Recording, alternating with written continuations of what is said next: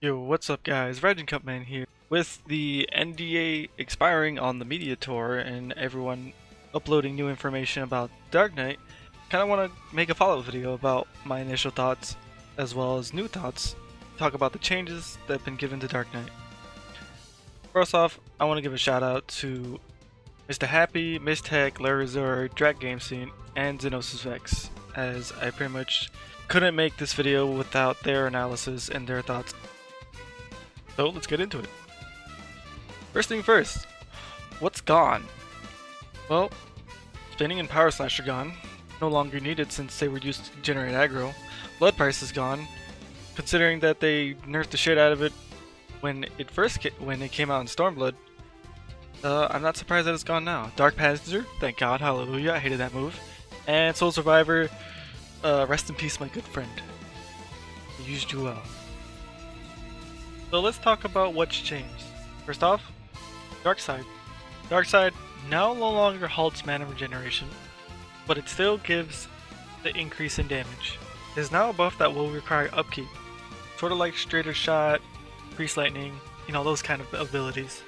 Blood Weapon now restores MP as well as grants blood upon landing any weapon skill, which means now only weapon skills and spells on the global cooldown will affect Blood Weapon, and it only lasts for 10 seconds. If used on the third quarter of your GCD, you'll be guaranteed 5 weapon skills or spells. Blood Weapon no longer has the skill speed increase that it used to have before, which means you'll probably need to spec in some more skill speed just to guarantee the 5 attacks. Or at least until you're comfortable with it. Salted Earth no longer gives you blood on the tick. It is now just straight damage for AoE, still lasts the same. Plunge now has 2 charges. Thistle Drain, which is in one of the coolest changes to Dark Knight, now is an ability. It's an AoE of a potency of 200, and when it hits a target, it restores your HP with a cure potency of 200. So it's pretty much a free cure. Carbon Spit lost its Dark Arts. Additionally, it's a 3-fold attack, now instead of not only doing 100 damage, but 200 damage per hit. That's a technical potency of 600, and restores MP. Now to one of the biggest reworks is Delirium. Delirium no longer extends your blood weapon or blood price timers, now it's just an inner release for Dark Knight, requiring no blood cost, or quietus or blood spiller. Lasts 10 seconds, so once again used on the third quarter of your GCD you should be able to get 5 attacks off. Blackest Night, changed before it, now is an increase of 25% of the target's max HP.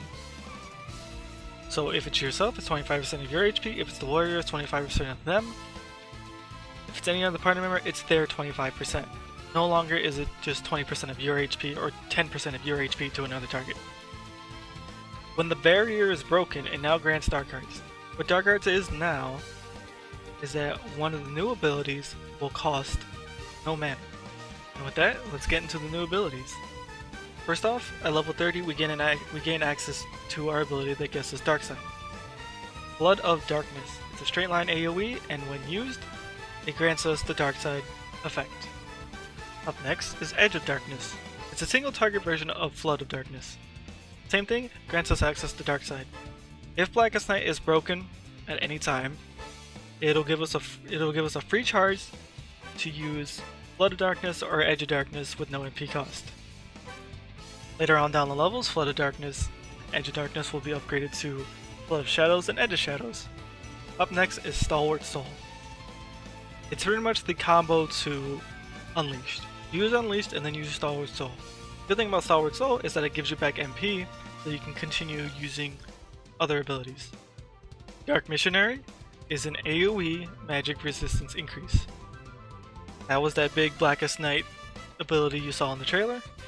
My only qualms about this ability is that it's a 15% magic resistance increase, whereas other tanks can do the same thing but with all damage.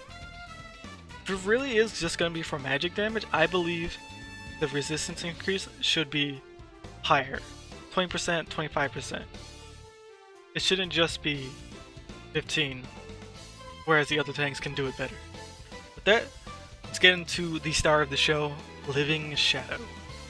Living Shadow summons the Dark Soul of yourself. When summoned, he'll just attack whatever you're attacking. Now there were some misconceptions of how this would work. Some people believed that it would take aggro from you and act as a tank for the time being it's out. In my opinion, I didn't really think that would be a good idea, considering that having something take the aggro off of you, especially when it comes to instances where you need to move enemies or bosses around, I think would be a hindrance to the group, because that would require you to stop attacking so it stops attacking. So I think it's just being like a battle buddy that does damage for you. I think that's how it should be, and that's pretty much what I wanted to use it for anyways. So my thoughts and opinions on the new skills as well as the changes. 1, I like them. 2, I believe that Dark Knight is going to be deceptive to any newcomer, to any new player. It's going to be easier on the resource management, but it's going to be more punishing on the resource management. Easier because there's less to use it on, and you're pretty much going to be using it on the same things over and over again. But if you overcap, that is a lot of wasted potency. So just do your best never to fill the gauge. It's like the other tank jobs where you just don't want to fill the gauge. So if you have experience with the other tanks going into Dark Knight, it shouldn't be a problem. Just spend away. As long as you're spending, you'll be doing damage. Never cap your mana, never cap your blood. With that, I want to go into right now the numbers of regen, as opposed to MP and blood. Siphon Strike gives you 600 MP, Holy Leader gives you 20 blood. Anything under the effect of Blood Weapon gives you 600 MP, as well as 10 blood. Anything under the effect of Delirium gives you 200 MP. And Carbon Spit only gives you 200 MP. Stalwart Soul, if used in combo, gives you 600 MP as well as 20 blood. With those numbers out of the way, let's do some theory crafting, or at least for an opener. I could be completely wrong here about this, and it's open for change in interpretation, but I sort of had a mix between my current opener as well as like a new opener of how I'd move the abilities around. So with that, let's get into it. Start off the fight with Unmanned. Then we use Blackest Night, which costs 3000 MP, which will leave us with 7000. We'll Hard Slash, Blood Weapon, and Salted Earth. We'll then Siphon Strike, which under the effect of Blood Weapon will give us a total of 1200 MP and 10 blood. At this point, Blackest Night should have shattered, giving us free access to the Edge of Shadow, which will activate our Dark Side. We go into Soul Eater, which is another 600 MP, as well as 20 blood. We activate Delirium on the third quarter of our GCD to our first Blood Spiller, which is both under the effect of Blood Weapon and Delirium, which gives us 800 mana, as well as 10 more blood, which will leave us at 40 blood. Abyssal Drain, just for filler. Our second Blood Spiller, which will overcap our mana and give us 50 blood. Then we will want to use Living Shadow, Summon Fray. At this point, Trick Attack should be used, so at the same time, during the duration of Trick Attack, Living Shadow should be out.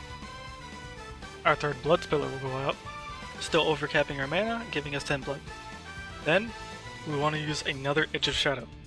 Blood Spiller, Carven Spit, Blood Spiller again, Edge of Shadow, Hard Slash, and our third Edge of Shadow to empty out our mana pool. Siphon Strike, Plunge, and then Soul Eater. And then from then on, everything should be just used off cooldown or when we have the mana available.